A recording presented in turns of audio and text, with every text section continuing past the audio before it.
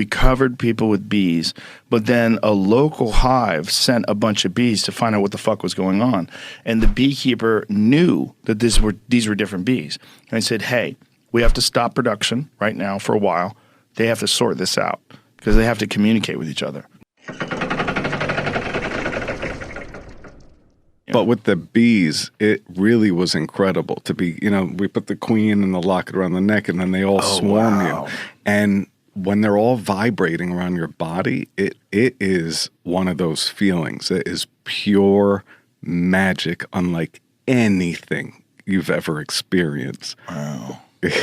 I don't recommend it, but it is incredible. It's just when I shook them off, that's when I think I started to get stung. When we did it on Fear Factor, this was very interesting. We did it at this ranch, and there was a local hive of bees. So we had all the bees that we brought in. We covered people with bees, but then a local hive sent a bunch of bees to find out what the fuck was going on.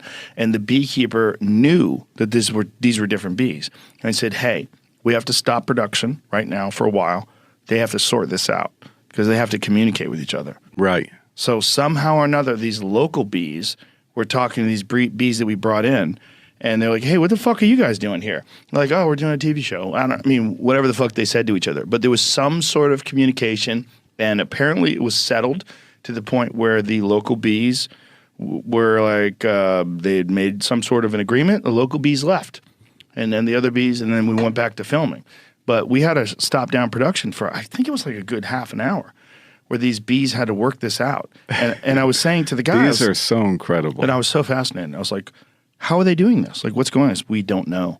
We don't know what they're doing. We don't know how to, but I know that this is how it works. But even when they want to kill like a wasp, they all surround the wasp and they all vibrate and make the temperature go up. And they're incredible. Right. And how do they know? How do they know to do that?